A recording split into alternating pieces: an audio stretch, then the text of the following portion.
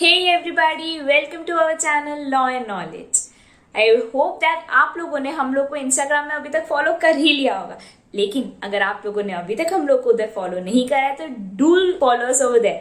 Telegram group join करा या नहीं करा, सो जल्दी से करो ना, उसमें बहुत इंटरेस्टिंग चीजें हैं.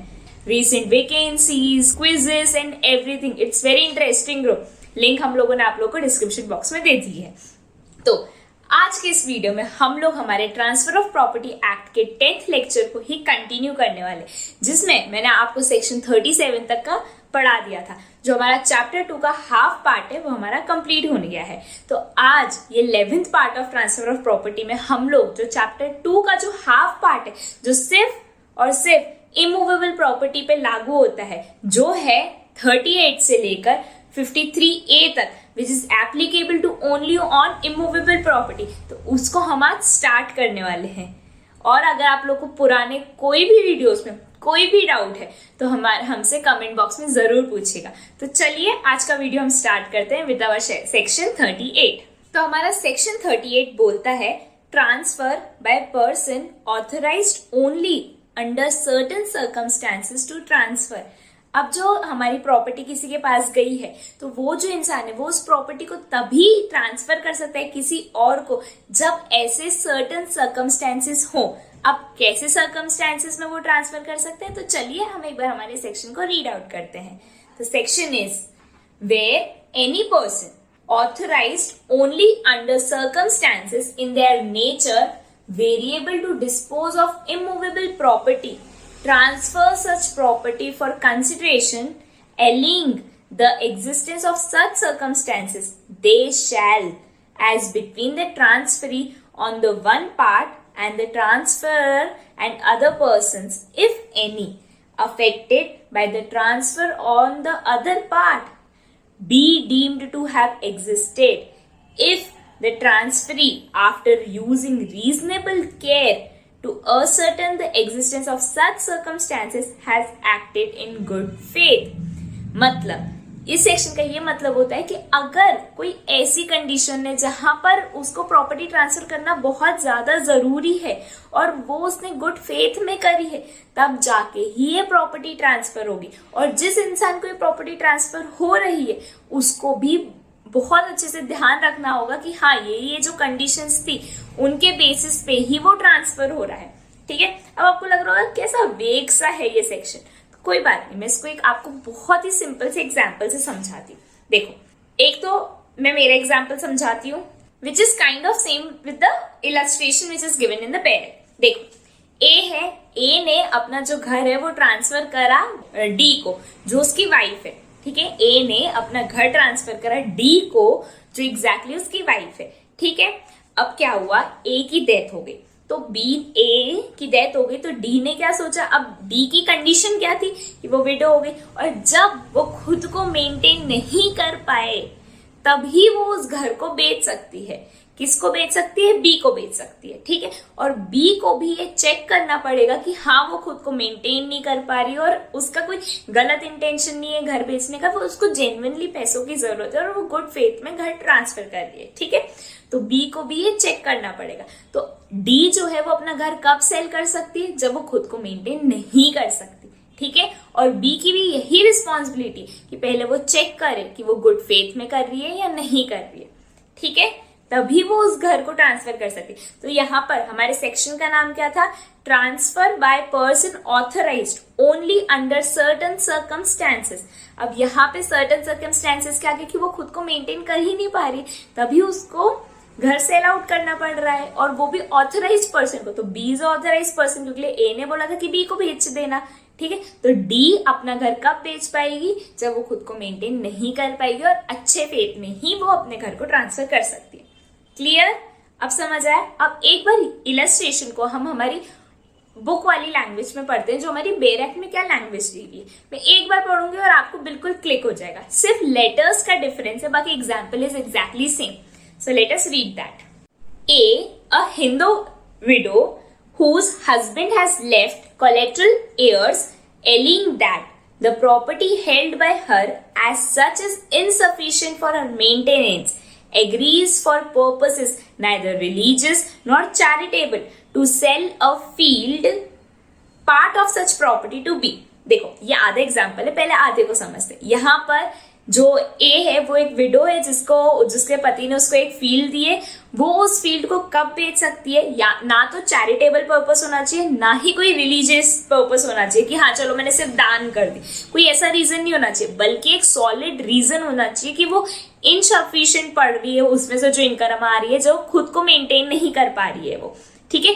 और वो प्रॉपर्टी किसको बेच सकती है? वो बी को ही बेच सकती है। क्यों? क्योंकि वो ऑथराइज पर्सन है, और हमारे सेक्शन के नाम में ही लिखा था कि ऑथराइज पर्सन को सेल करनी है, ट्रांसफर करनी है वो प्रॉपर्टी, ठीक है। तो यहाँ पर वो प्रॉपर्टी को कब सेल कर सकती है वो विडो जो है? चैरिटेबल और रिलीजियस पर्पस पे नहीं, बल्कि कब कर सकती है? जब उसका खुद का मेंटेनेंस नहीं हो पा रहा है, इनसफिशिएंट पड़ रहा है, ठीक है। Let us read ahead of it. B satisfies himself by reasonable inquiry that the income of the property is insufficient for A's maintenance।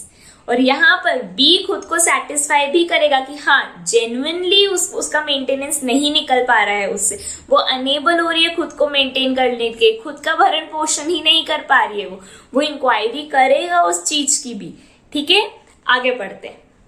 And that the sale of the field is necessary and acting in good faith buys the field from A।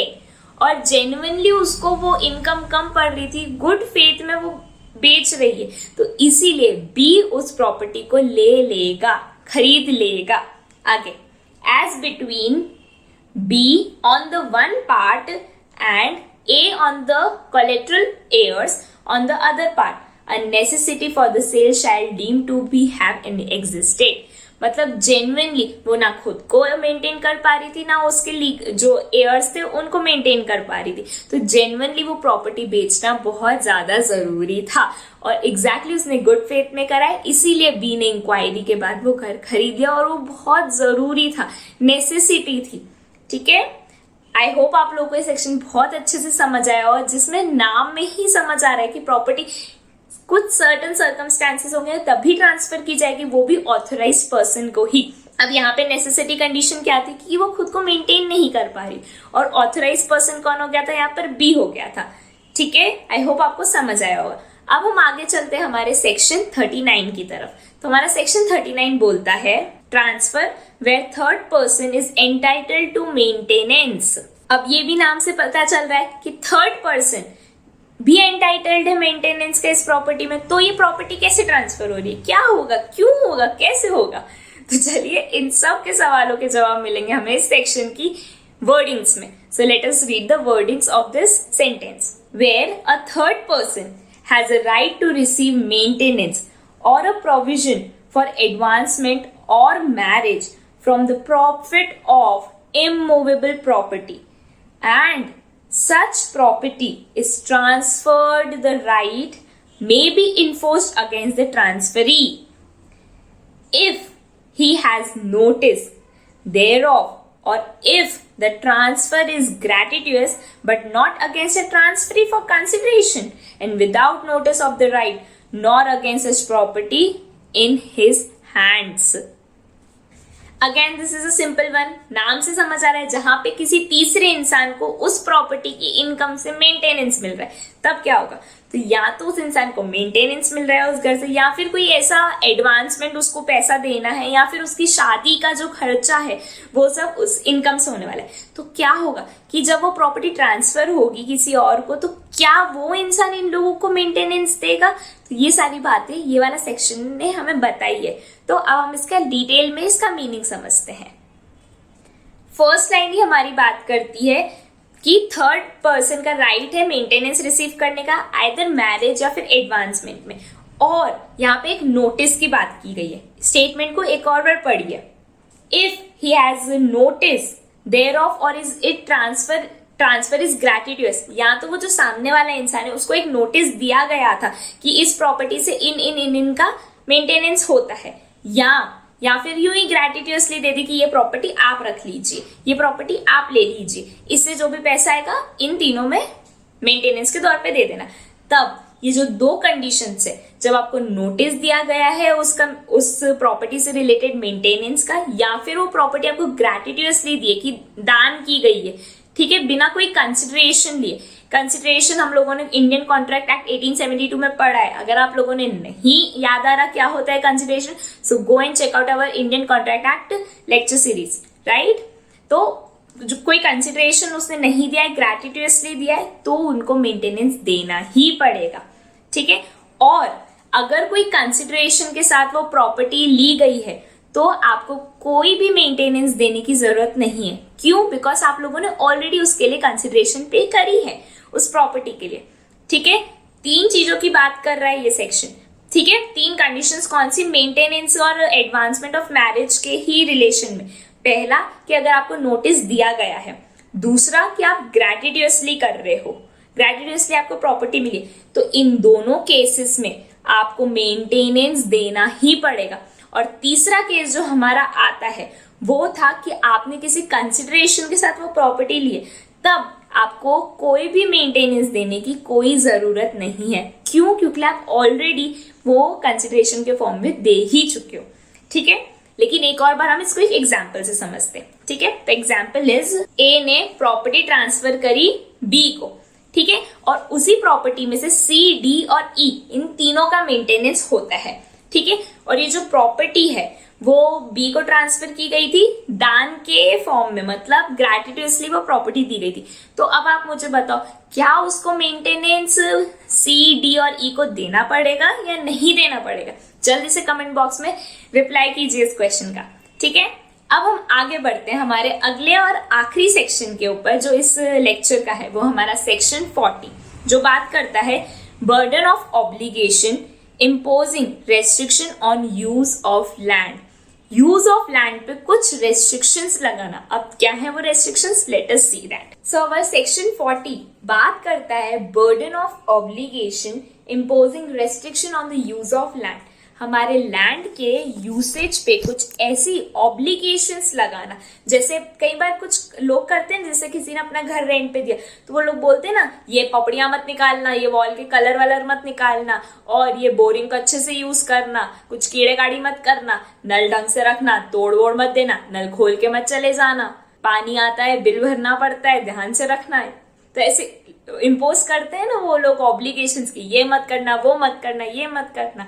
तो ये section उसी सारी चीजों के बारे में बात करता है, ठीक है। तो let us read the statement of it. Where for the more beneficial enjoyment of his own immovable property a third person has independently of any interest in the immovable property of another or of any easement thereon a right to restrain the enjoyment in a particular manner of the later property or। देखो ये आधा section है, आधा अपन बाद में पढ़ेंगे, पहले हम आधे को समझते हैं। देखो एक सिंपल लेमन लैंग्वेज में ये बोलूं तो ये है कि मैंने मेरी प्रॉपर्टी ईजमेंट के लिए दी। ईजमेंट का मतलब नहीं पता तो स्टार्टिंग के ट्रांसफर ऑफ प्रॉपर्टी के लेक्चर्स को जरूर से चेकआउट कीजिए, ठीक है। तो मैंने मेरी प्रॉपर्टी ईजमेंट के लिए दी है, ठीक है, for a particular time enjoyment के लिए दी है, जिसमें सुखासन टाइप का आनंद मिल रहा है उस प्रॉपर्टी से, ठीक है। You are enjoying that property, ठीक है। अब क्या हुआ, उस प्रॉपर्टी पे किसी थर्ड इंसान को कोई एक्चुअल में उसका कोई राइट नहीं है, लेकिन फिर भी वो किसी थर्ड पर्सन को रेस्ट्रेन कर रहा है, कोई दूसरे पर्सन को रेस्ट्रेन कर रहा है वो चीज करने से। अब आपको लग रहा होगा ये क्या है, so let me explain you with an example. Suppose A है, ए के पास 3 प्रॉपर्टी है, ठीक है, एक्स, वाई और जेड, ठीक है। तो जो एक्स वाली प्रॉपर्टी है उसने बी को ट्रांसफर करी, ठीक है, और उसने ऑलरेडी ए ने बी से कॉन्ट्रैक्ट करा था कि तुम इस लैंड पे कोई भी मशीनरी यूज नहीं करोगे, ठीक है। तब वो एग्री हुआ था। इवन उसने ये भी बोला कि अगर तुम ये घर किसी और को आगे भी, ये वाला जो लैंड है वो किसी और को आगे भी ट्रांसफर करोगे तो भी तुम उस इंसान पे भी ये रेस्ट्रिक्शन इम्पोज करोगे कि तुम भी इस मशीनरी पे, इस लैंड पे कोई मशीनरी यूज नहीं कर सकते। तो यहाँ देखो, यहाँ ए के पास तो राइट था क्योंकि वो ओनर था, तो उसने बी को रेस्ट्रिक्ट करा, लेकिन बी यहाँ पर कोई ओनर नहीं है उस प्रॉपर्टी का, बट स्टिल वो सी को क्या कर सकता है, रेस्ट्रेन कर सकता है कि आप उस पर कोई मशीनरी यूज नहीं करोगे। वो उस पर एक ऑब्लिगेशन लगा सकता है कि no you will not do this thing. ठीक है, तो एग्जैक्टली यही चीज हमारा ये सेक्शन बोलता है। आई होप सो आपको एग्जाम्पल से इसकी थोड़ी लैंग्वेज भी समझ आई होगी। ठीक है, आगे और इवन एक और चीज कि अगर बी वो ट्रांसफर कर रहा है सी को, तो सी को भी वो सारी कंडीशंस पता होनी चाहिए। अगर वो कोई भी कंडीशंस उसको नहीं पता है तो बी लायबल हो जाएगा यहाँ पर।